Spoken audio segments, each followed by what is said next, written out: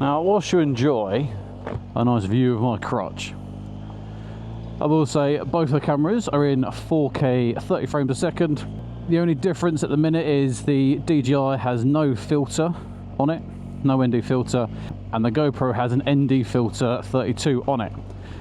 Now, stupidly, I forgot to bring the standard screen, the standard case, the standard lens for the GoPro, so I can't take the ND 32 off.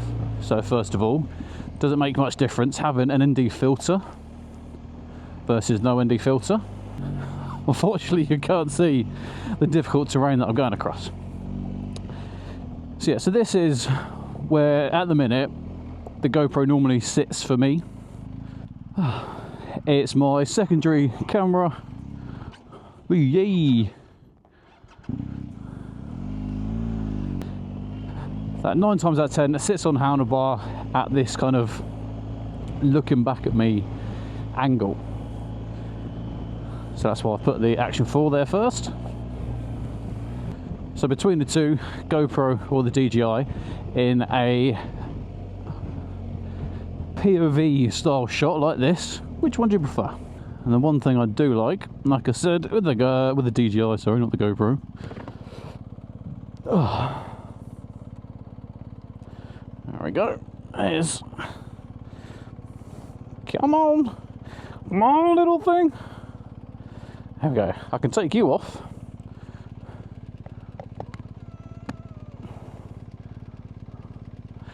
And slap you straight onto there, mixing up the view, obviously, whilst we're going. And because the microphone is wireless, doesn't matter whereabouts I put this camera, once I've pressed play, the audio will still pick it up.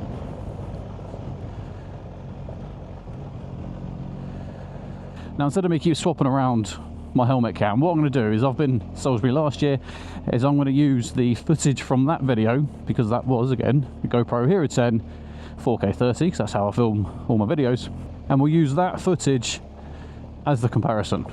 Now, I'm not going to look at the footage, I just want you to tell me your thoughts and opinions.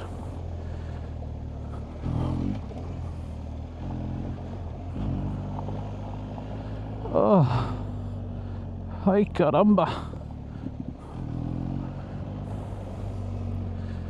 The wax test.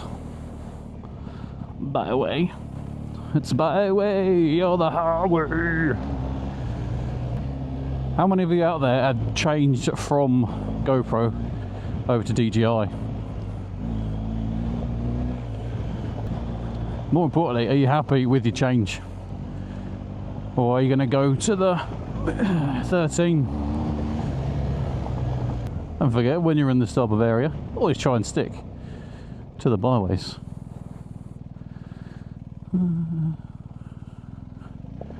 We go this way. What we'll go this way and we'll try and find somewhere to pull over,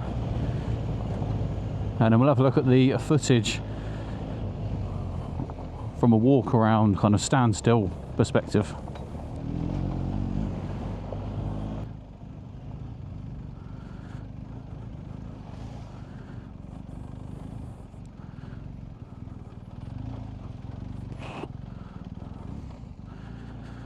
Back in, getting a little bit loosey-goosey.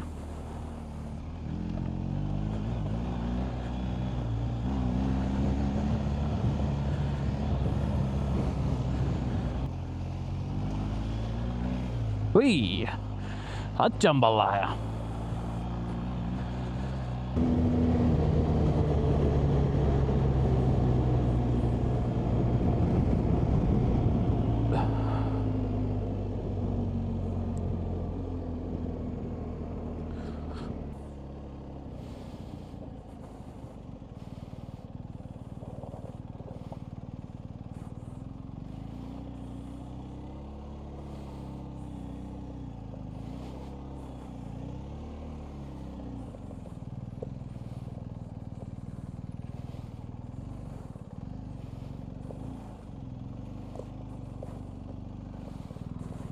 Turns out I lied. I had a ND16 on the GoPro Hero 9, that was in the bag, so I've put the 16 now on this.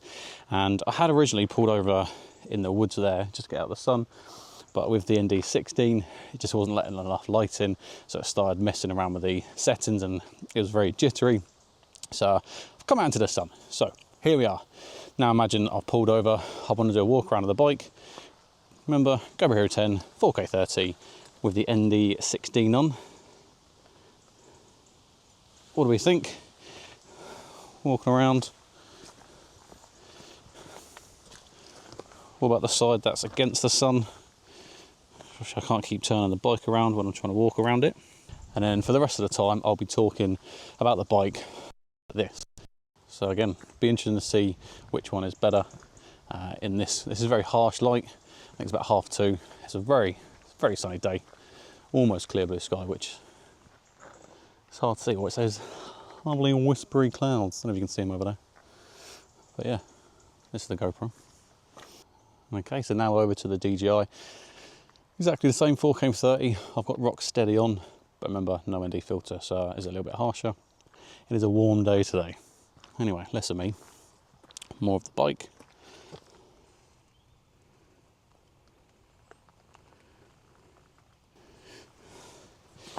Can you guys see any difference in the footage? Over to the dark side of the bike.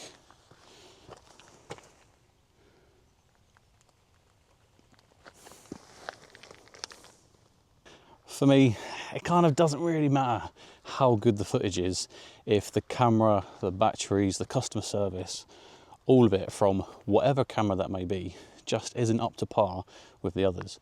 I will always take the one that kind of gives me that warm fuzzy feeling that I'll press play, it's going to record, it records the audio and I've got no problems. But should you use the GoPro Hero 10 for kind of off the bike, walking around, or should I stick with the Action 4? I've also actually got the iPhone 16 Pro coming whenever it's released in the next couple of weeks. So I'll be doing a few comparisons between that and then the action cameras, especially for walking around B-roll style handheld footage. Do you even need to take off the action camera from your helmet to do the walkarounds, or is that phone in your pocket better? Well guys, hope you've enjoyed it, hope you found it a little bit useful.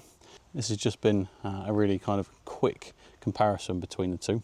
If you want to learn anything else about these cameras, let me know and I'll be sure to make a video. Nothing else to say, but until the next one, ride safe.